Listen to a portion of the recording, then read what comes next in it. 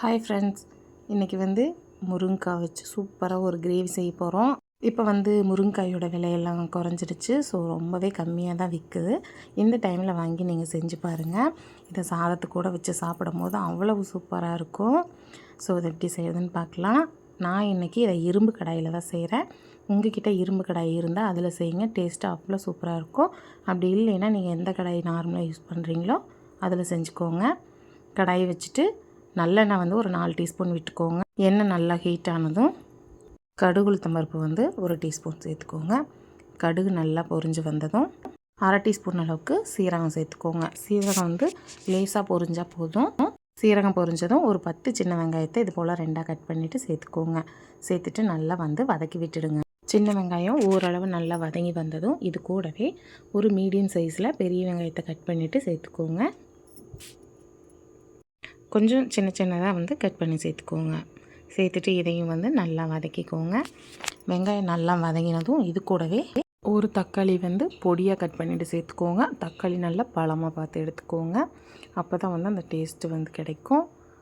So நல்லா வதக்கி விட்டுடுங்க. தக்காளி பெருசாக இருக்குந்தா ஒரு தக்காளி சேர்த்துக்கோங்க. இல்லை சின்னதாக இருக்குது மீடியம் சைஸில் இருக்குன்னா நீங்கள் 2 தக்காளி சேர்த்துக்கோங்க. சேர்த்து நல்லா வதக்கி விட்டுட்டு இந்த ஸ்டேஜில் உப்பு சேர்த்துக்கோங்க.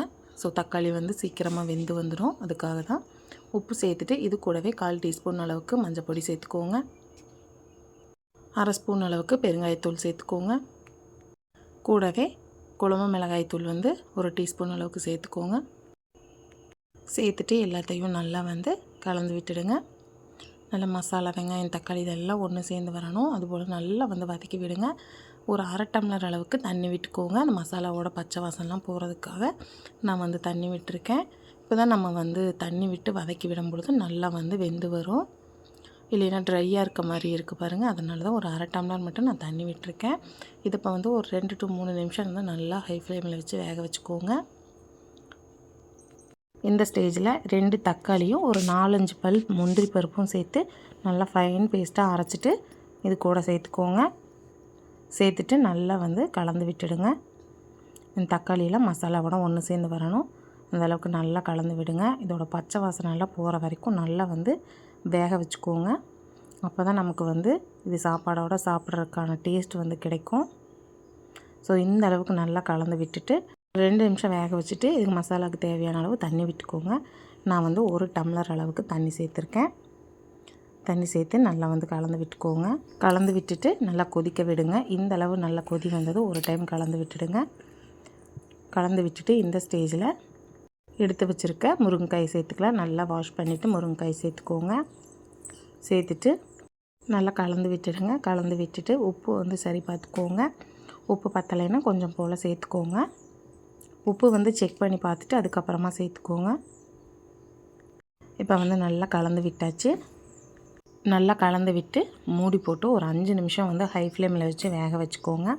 5 நிமிஷத்துக்கு அப்புறம் பார்த்திங்கன்னா நல்லா குழம்பு கொதித்து வந்திருக்கும். இது இன்னுமே நமக்கு கொஞ்சம் திக்காகணும். இன்னும் கிரேவி நல்லா கெட்டியாகணும். அப்போ தான் சாப்பாட்டுக்கு நல்லாயிருக்கும். ஸோ மறுபடியும் இதை மூடி போட்டு ஒரு டைம் கலந்து விட்டுட்டு மூடி போட்டுக்கோங்க. மூடி போட்டு மறுபடியும் ஒரு 5 நிமிஷம் லோ ஃப்ளேமில் வச்சிங்கன்னா நமக்கு நல்லா எண்ணெய் பிரிஞ்சு நல்ல கிரேவி ஓரளவு திக்காகி வந்துடும். நமக்கு முருங்கைக்காயும் சூப்பராக வெந்து வந்திருக்கும்.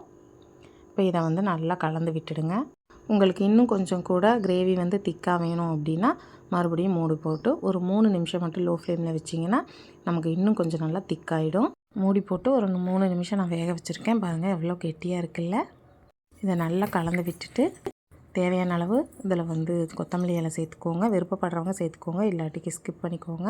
இதில் ஒரு 1/4 ஸ்பூன் கசூரி மெத்தியை க்ரஷ் பண்ணிவிட்டு சேர்த்துக்கோங்க. டேஸ்ட்டும் ஃப்ளேவரும் அவ்வளோ அருமையாக இருக்கும். இதை சூடான சாதத்தோடு வச்சு சாப்பிட்டிங்கன்னா டேஸ்ட்டு அட்டகாசமாக இருக்கும். ஸோ ரொம்ப ஈஸி அண்ட் சிம்பிளாக செஞ்சிடலாம். மதியானத்துக்கு சூடான சாதத்தோடு வச்சு சாப்பிட்டிங்கன்னா டேஸ்ட் மறக்கவே முடியாது. அந்த அளவுக்கு டேஸ்ட்டாக இருக்கும். நீங்கள் மறுபடியும் செய்வீங்க. ஸோ இந்த ரெசிபியை கண்டிப்பாக மிஸ் பண்ணாமல் செஞ்சு பாருங்கள். செஞ்சு பார்த்துட்டு எப்படி வந்ததுங்கிறத கமெண்ட்டில் சொல்லுங்கள். ஓகே ஃப்ரெண்ட்ஸ், இந்த வீடியோ உங்களுக்கு பிடிச்சிருக்கும்னு நினைக்கிறேன். வீடியோ பிடிச்சிருந்தா லைக் பண்ணி ஷேர் பண்ணி கமெண்ட் பண்ணுங்கள். மறக்காமல் நம்ம சேனலை சப்ஸ்கிரைப் பண்ணி பக்கத்தில் இருக்க பெல் ஐக்கானை கிளிக் பண்ணி வச்சுக்கோங்க. அப்போ தான் நான் அடுத்தடுத்து போடுற வீடியோ உங்களுக்கு நோட்டிஃபை ஆகும். ஓகே ஃப்ரெண்ட்ஸ், அடுத்த வீடியோவில் பார்க்கலாம்.